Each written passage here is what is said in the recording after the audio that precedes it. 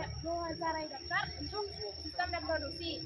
Sebelumnya kami akan memperkenalkan diri. Perkenalkan, nama saya Graciela Pane. Nama saya Jason Silalahi. Nama saya Rafael Silalahi. Nama saya Nerul Sanggang. Saya Andi Bangkok. Ikuti kami terus ya teman-teman. Selamat sore dokter. Jadi kami di sini akan mewawancari tentang sistem reproduksi manusia. Jadi ada beberapa pertanyaan yang akan kami sampaikan kepada dokter dan bisa menjawab. Untuk pertanyaan pertama dokter, apa saja jenis-jenis penyakit pada sistem reproduksi manusia? Sistem reproduksi yang kalian mau ketahui jenis sistem reproduksi wanita atau pria? Bisa dua-duanya.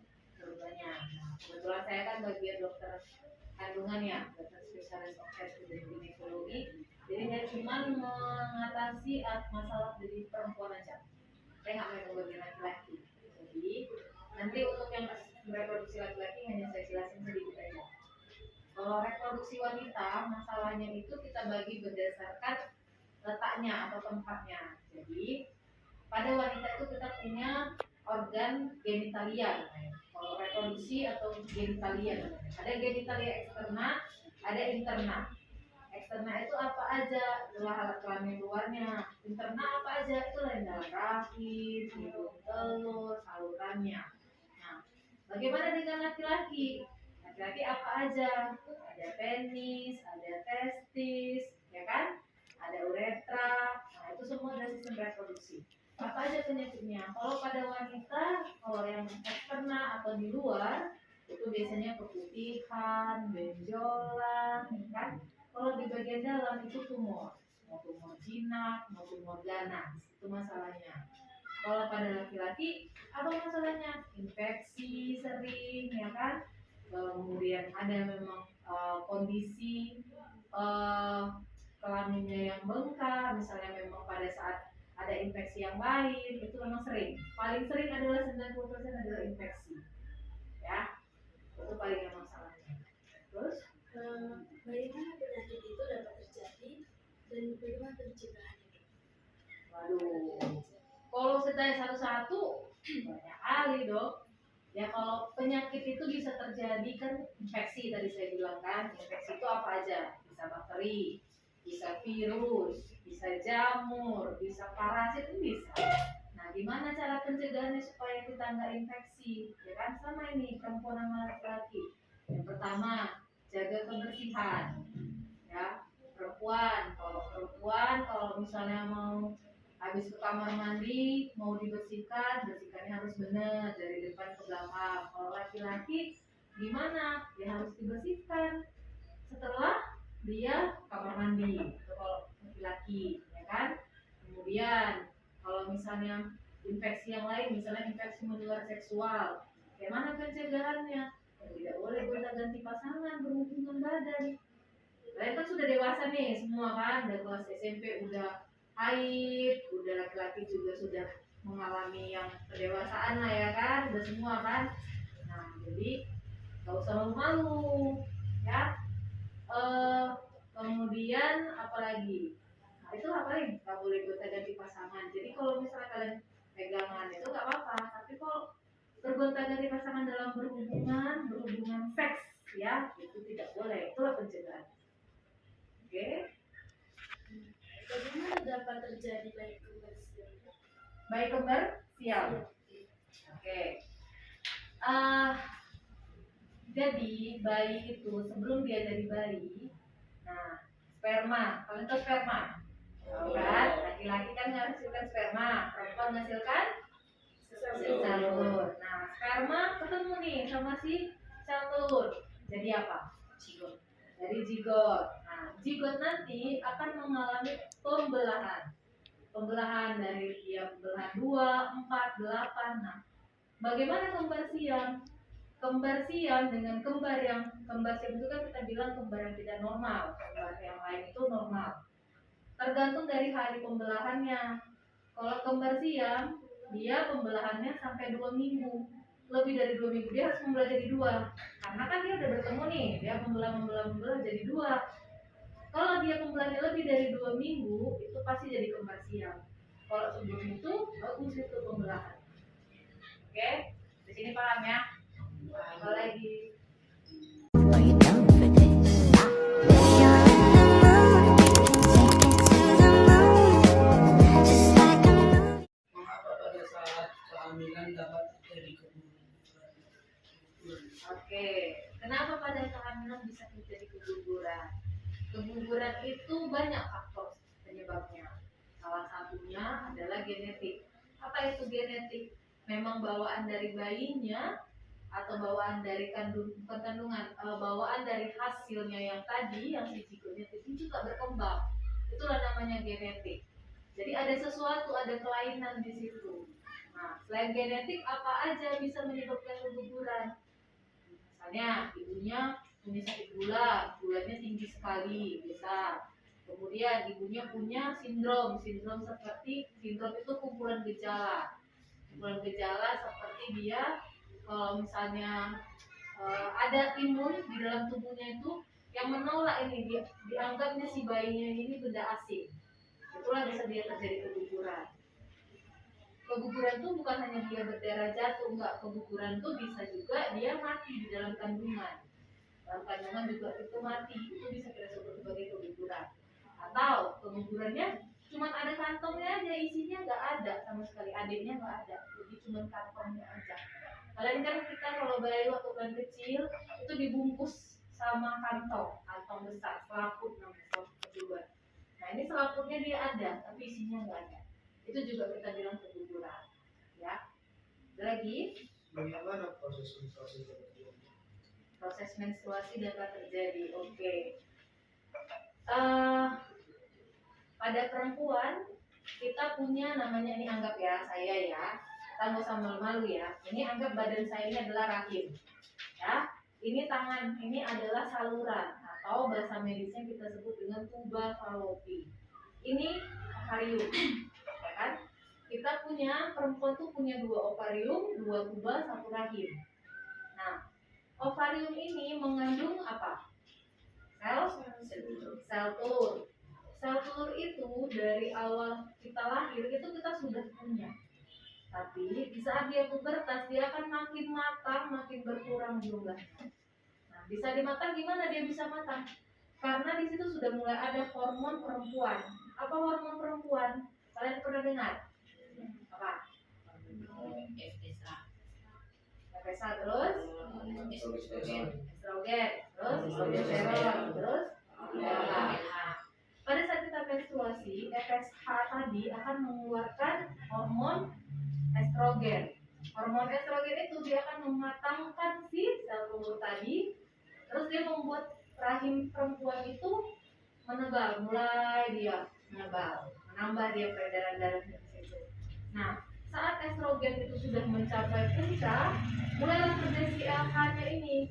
Si LH-nya ini pun keluar kerja membuat dia matang si sel telurnya, membuat dia matang si rahimnya itu untuk siap sebagai tempat tertanamnya si zigot sama si zigot tadi. Tapi kalau misalnya dia tidak tertanam sama zigot, disitulah kerjanya dia akan mengeluarkan progesteron, membuat si sel telur tadi menjadi namanya dari corpus luteum ke corpus albicans. Corpus albicans, nah si endometriumnya itu akan meluruh. Itulah dia jadi menstruasi. Oke? Lagi? Bagaimana proses pembuahan sel sperma dengan sel telur? Oke.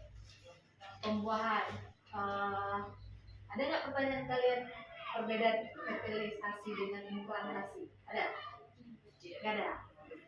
Kalian harus tahu arti fertilisasi. Fertilisasi itu artinya pembuahan. Bagaimana sih cara bertemunya? Saat laki-laki dengan perempuan berhubungan badan, ya, kalian jangan mikir yang aneh-aneh dulu ya, mikir tentang bagian reproduksi aja ya. Nah, sperma atau laki-laki itu akan mengeluarkan sperma yang jumlahnya jutaan. Nah, dia akan masuk melalui mana? Melalui, ini kan rahim nih, rahim itu kita ada mulut rahim, dia masuk tuh ke dalam. Nah, sedangkan sel telur tadi kan udah matang. Sel telurnya lepas, bertemu di mana? Di lengan, di tuba fallopi. ya. Jadi bukan langsung ke rahim, tapi dia bertemu dulu di sini. Bertemu dulu di sini, jadi dulu dia zigot, baru dia implantasi namanya. Ini fertilisasi pembuahan bertemu, jadi implantasi ke rahim, ya. Tahu? Jadi ngerti gimana cara fertilisasi ya? Apalagi Apa penyebab penyakit sifilis, Dok? penyebab penyakit sifilis. Oke. Penyakit sifilis itu disebabkan oleh yang namanya virus Treponema pallidum. Kan? Itu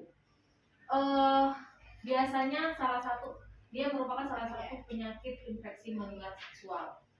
Biasanya pada orang-orang yang suka gonta-ganti pasangan, seks bebas, tidak pakai pengaman, pasti akan terkena.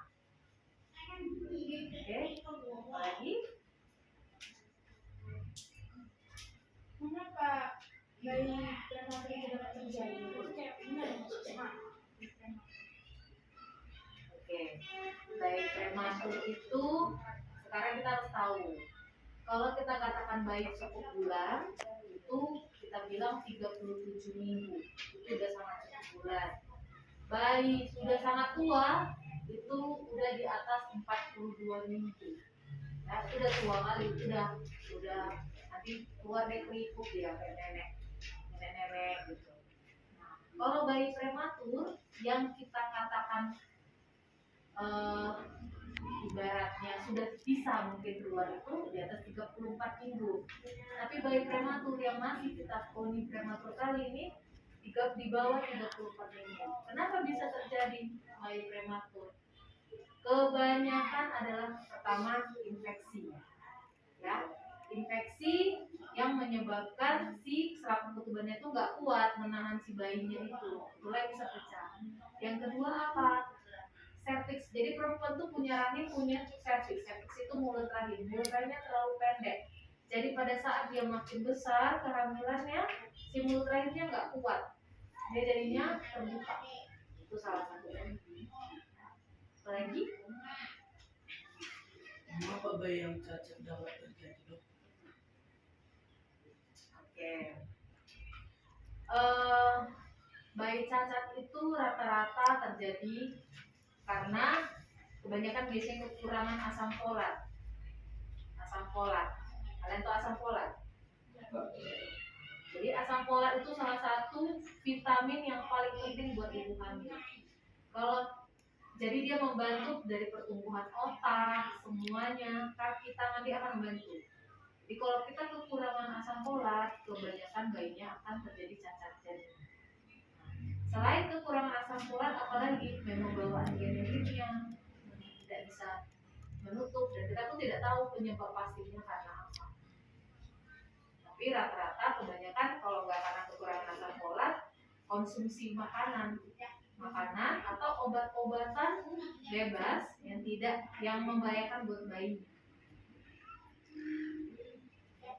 Lagi Untuk bayi kembar siang itu Dok, saat dilahirkan samanya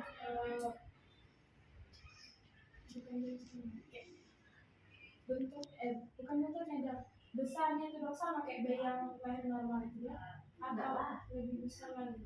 Enggak lah, kalau bayi kembar siam itu kan bisa dia nempel di kepalanya yang nempel, bisa dia dadanya nempel, bisa perutnya, bisa punggungnya, bisa belakangnya nempel, bisa nempel. Ya kalau beratnya itu ya jadi 2 bayi, ibaratnya dia nempel. Nah masalahnya sekarang nempelnya itu dia apakah cuma kulit-kulitnya saja atau organ dalamnya juga ikut nempel. Misalnya nempel di dada nih, dada sama dada. Bisa aja jantungnya cuma satunya satu tapi bayinya 2, itu bisa. Atau paru-parunya 1 tapi dibagi 2, itu bisa. Ya, ada yang memang cuma kulitnya aja. Kalau cuma kulitnya aja ya nggak apa-apa, 2 bisa hidup. Tapi kalau cuma 1 organnya, berarti yang satu lagi harus dikorbankan. Biasanya meninggal. Untuk bayi kembar siang itu Dok, proses melahirkan itu Dok, harus operasi atau bisa nggak? Bisa lah normal deh, harus operasi. Gimana mau mengeluarkan bayi 2 bayi? dua bayi yang dempet, kecuali kalau bayinya tidak kembar siap, bayinya kembar tapi posisinya kan bayi normal itu dia harus di bawah itu kepala. Kalau dia udah nggak kepala, dia nggak akan bisa lahir normal.